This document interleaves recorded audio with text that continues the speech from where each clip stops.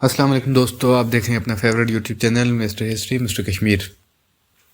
دوستو، آج کی اس انتہائی اہم ویڈیو میں ہم کشمیر کی تاریخ کے اس اہم موڑ پہ ہیں جہاں سے اصل مسائل کا احیاء ہوا، جہاں سے مسائل شروع ہوئے، جہاں سے ریاست جموں کشمیر کی سب سے اہم اور بڑی جماعت مسلم کانفرنس تبدیل ہو کے نیشنل کانفرنس بنی۔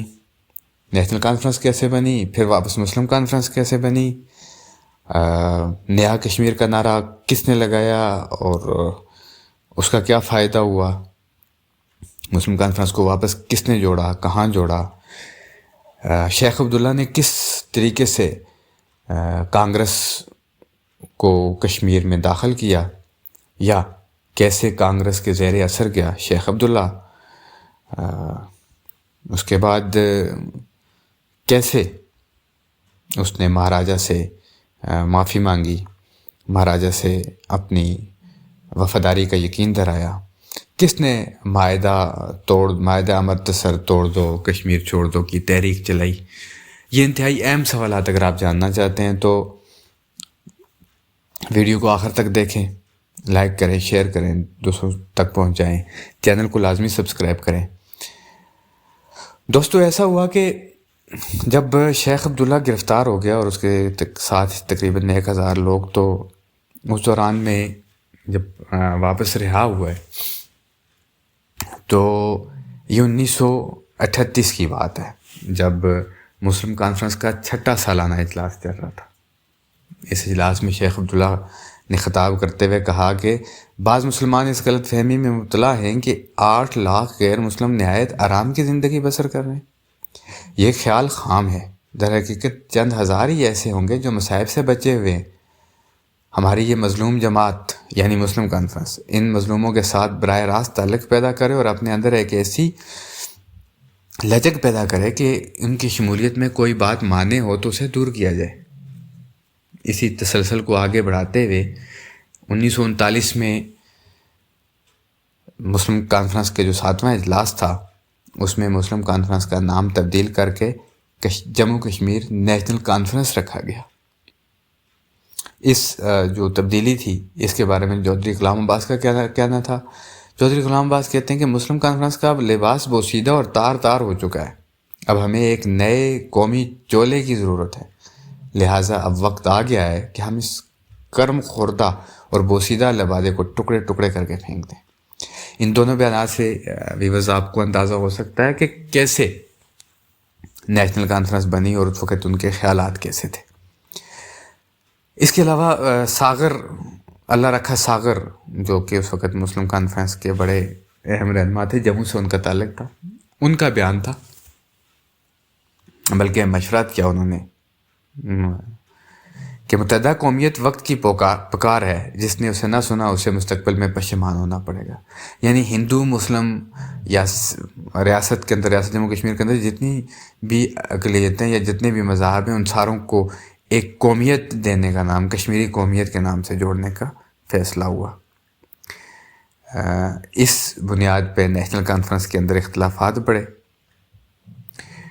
نیشنل کانفرنس کے اختلافات کی ایک اور بنیادی وجہ یہ تھی کہ شیخ عبداللہ انڈین نیشنل کانگریس کے تابع ہوتا جا رہا تھا۔ چودھری غلام عباس نے کوشش کی کہ شیخ عبداللہ کو اپنے عہد و پیمان تک محدود رکھا جائے، نیشنل کانفرنس اور مسلم لیگ کے جو نظریات تھے ان کے اثر سے دور رکھا جائے، بر صغیر کی جو تحریک ہو اسے دور رکھا جائے اور اسے محدود رکھا جائے کشمیر کی حد تک۔ لیکن شیخ عبداللہ سے نہ بن پائی، شیخ عبداللہ کوئی تسلی بخش جواب نہ دے پایا، جس کی وجہ سے چودھری غلام عباس نے نیشنل کانفرنس سے استعفیٰ دے دیا۔ اور اس کے ساتھ ساتھ جو دوسرا نقصان ہوا وہ یہ کہ جموں کے کچھ اور رہنما بھی مستعفی ہو گئے۔ یوں ریاست کے اندر جو ڈوگرا فوج کے خلاف مزاحمت تھی وہ کمزور پڑتی گئی۔ یہ مئی 1940 کی بات ہے، جب پنڈت جواہر لال نہرو نے وادی کشمیر کا 10 دن کا وسیع دورہ کیا تو شیخ عبداللہ اور ان کی نیشنل کانفرنس نے نہرو کے راستے میں پلکیں بچھائی، ان کا استقبال کیا، اور اس بات کی پبلسٹی ہندوستان کے بڑے اخبارات تک ہوئی۔ اس پر پنڈت پریم ناتھ بزاز کا جملہ انتہائی اہم ہے کہ شیخ عبداللہ نے اپنے آپ کو کانگریس کی جھولی میں ڈالنے کا قطعی فیصلہ کر لیا۔ یہاں سے آگے کی تحریک اور تقسیم بہت واضح ہوتی ہے۔ 1941 میں چودھری غلام عباس نے جب دوبارہ سے کوشش کی اپنے رفقائے کار سے مل کے اور مسلم کانفرنس کا دوبارہ احیاء کرنے میں وہ کامیاب ہوئے، اس میں وادی میں چودھری غلام عباس کے پاس میر وائز یوسف شاہ اور ان کے مریدوں کی ایک بڑی جماعت بھی ان کے حمایت میں تھی۔ 3 مئی 1943 کو ریاست کے وزیراعظم گوپالا سوامی آئنگر نے استعفیٰ دے دیا۔ جب اس کے استعفے کے بعد ہری سنگھ نے راجہ مہاراج سنگھ کو وزیراعظم نامزد کیا۔ مہاراج سنگھ ایک آزاد خیال سیاستدان تھا۔ وہ اکثر اوقات میں سری نگر کے قرب و جوار میں گھومتا رہتا اور عوام کے حالات سے آگاہی حاصل کرتا۔ مہاراجہ نے اس بات کا برہم نیا اور پیغام بھیجا کہ وزیراعظم اور اس کی بیگم کو عوام سے زیادہ میل جول نہیں رکھنا چاہیے۔ چنانچہ مہاراج سنگھ نے صرف 3 ماہ وزیراعظم رہنے کے بعد 26 جولائی کو اپنے عہدے سے استعفیٰ دے دیا اور سیاست سے کنارہ کشی کر لی۔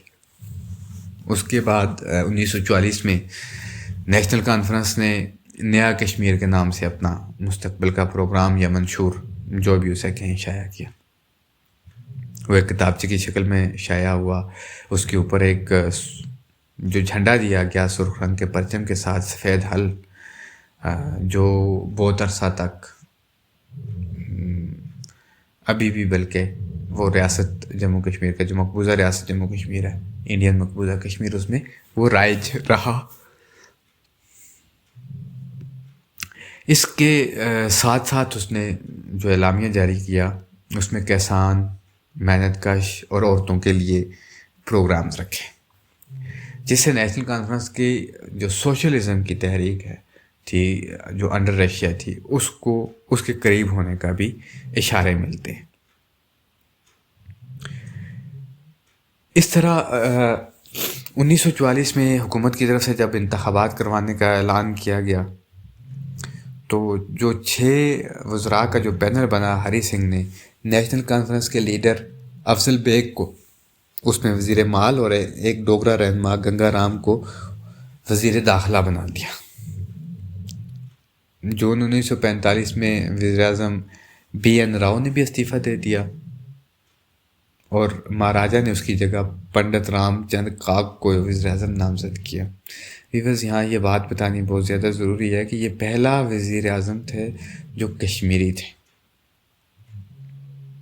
کشمیری نسل تھے یا پنڈت تھے، ڈوگرا سے نہیں تھے۔ پنڈت کاک کے جو ذاتی طور پہ شیخ عبداللہ کے ساتھ تعلقات اچھے نہیں تھے، جس کی وجہ سے ان کے درمیان تناؤ پیدا ہو گیا، اور 16 مارچ 1946 کو مرزا افضل بیگ نے اپنی وزارت سے استعفیٰ دے دیا۔ یوں 1946 میں نیشنل کانفرنس نے ڈوگرا حکومت کے خلاف کشمیر چھوڑ دو کی تحریک شروع کی، جس میں ان کا موقف یہ تھا کہ معاہدہ امرتسر ایک غیر اخلاقی اور غیر قانونی معاہدہ ہے۔ اب ڈوگراؤں کو ریاست جموں کشمیر پر حکمرانی کا کوئی حق نہیں ہے، کیونکہ اب اس کا 100 سال پورا ہو گیا ہے۔ مئی 1946 میں شیخ عبداللہ اور شیخ عبداللہ کی نیشنل کانفرنس نے بیان نامہ امرتسر کو چیلنج کیا۔ شیخ عبداللہ نے نیا نعرہ شروع کیا، کشمیر چھوڑ دو، بیان نامہ امرتسر توڑ دو۔ اس نعرے کے ساتھ اور اس تحریر اور تقریر کے بعد اگلے دن شیخ عبداللہ ایک پرائیویٹ کار میں راولپنڈی جا رہے تھے کہ انہیں راستے میں گرفتار کر کے واپس سری نگر لایا گیا۔ یہاں انہیں بادامی باغ چھاونی میں رکھا گیا، ان پر بغاوت کے الزام میں مقدمہ چلایا گیا۔ 10 نومبر 1946 کو انہیں 3 برس کی قید اور 500 روپے جرمانہ کی سزا ہوئی۔ انہیں بدرواہ جیل میں منتقل کیا گیا۔ 1946 میں مسلم کانفرنس کا سالانہ کنونشن سری نگر میں طلب کیا گیا، گو کہ حکومت کی طرف سے اس کو روکنے کی کوشش کی گئی، اس پہ پابندی لگائی گئی، لیکن مسلم کانفرنس نے اپنی طے شدہ جو ان کا شیڈول تھا اس کے مطابق جلسہ منعقد کیا. حکومت نے اس کے بدلے میں چودھری غلام عباس اور ان کے ساتھیوں کو گرفتار بھی کیا، لیکن جو اجلاس تھا وہ منعقد ہوا اور اس اجلاس میں ایک قرارداد جو انتہائی اہم ہے وہ منظور ہوئی. اس قرارداد میں مہاراجہ ہری سنگھ سے مطالبہ کیا گیا کہ موجودہ زائد المیعاد اسمبلی کو برخاست کر کے اس کی جگہ ایک ایسی آئین ساز اسمبلی کا قیام عمل میں لایا جائے جو بالغ رائے دہی کے اصولوں پر منتخب کی گئی ہو اور جس میں معاشرے کے ہر فرقے اور ہر قومیت کے لوگوں کو اپنی آبادی کے تناسب سے اپنے نمائندے چننے کا اختیار دیا گیا ہو. مجوزہ اسمبلی کو ریاست جموں کشمیر کا آئین مرتب کرنے کا اختیار دیا گیا ہو. اس قرارداد کو آزاد کشمیر کا نام دیا گیا. مطلب آزاد کشمیر کا پہلی بار جو نام سامنے آیا وہ جولائی 1946 کی مسلم کانفرنس کی اس قرارداد میں آیا. جموں کشمیر مسلم کانفرنس کے قائم مقام صدر چودھری حمید اللہ خان نے 28 مئی 1947 کو جموں میں ایک پریس کانفرنس سے خطاب کرتے ہوئے واضح کیا، ہم سب کے لیے بہتر یہی ہے کہ ہم مسلم لیگ اور کانگریس دونوں سے الگ تھلگ رہیں. ہم ہندوستان اور پاکستان دونوں سے اپنے آپ کو علیحدہ رکھنا چاہتے ہیں. ہم دونوں کے ساتھ سیاسی اور معاشی تعلقات رکھنا چاہتے ہیں، لیکن ہم ان دونوں میں سے کسی کو اپنے اوپر اثر انداز نہیں ہونے دیں گے. اس سے قبل چودھری غلام عباس کی جگہ پہ چودھری حمید اللہ خان کو قائم مقام صدر منتخب کیا گیا تھا. 10 مئی 1947 کو انہوں نے اپنے ایک اخباری بیان میں مہاراجہ ہری سنگھ سے یہ اپیل بھی کی تھی کہ وہ بلا تاخیر ریاست کی مکمل آزادی اور خود مختاری کا اعلان کریں اور ایک دستور ساز اسمبلی بلائے تاکہ ریاست کی جو عوام ہے وہ اپنی خواہش کے مطابق دستور مرتب کر سکے. 26 ستمبر 1947 کو شیخ عبداللہ نے جیل سے مہاراجہ ہری سنگھ کے نام ایک معذرت نامہ بھیجا اور آئندہ کے لیے اپنی وفاداری کا یقین دلایا. یہ 26 ستمبر 1947 مطلب 46 تو یہ تھا آج کی جو انتہائی اہم ویڈیو تھی. اس کے بعد چونکہ 1946 اور 47 کے بعد اب ریاست کے اندر گہما گہمی بڑھ چکی تھی اور ریاست کے اندر جو بغاوت تھی وہ اپنے عروج پہ تھی. اسی کے ساتھ ساتھ پاکستان کا جو معاملہ تھا وہ بھی بننے کے قریب تھا اور چونکہ بر صغیر پوری ایک سیاسی ہلچل میں اور جغرافیہ کی تبدیلی کی طرف بڑھ رہا تھا، تو یہ جو واقعات ہیں ان کا تسلسل اور ان کو سمجھنا انتہائی ضروری ہے. ویورز ہمیں دیجیے اجازت اگلی ویڈیو تک. ویڈیو کو پورا دیکھیں، چینل کو سبسکرائب کریں، لائک کریں، دوستوں سے شیئر کریں. اگلی ویڈیو تک ہمیں اجازت دیں. فی امان اللہ.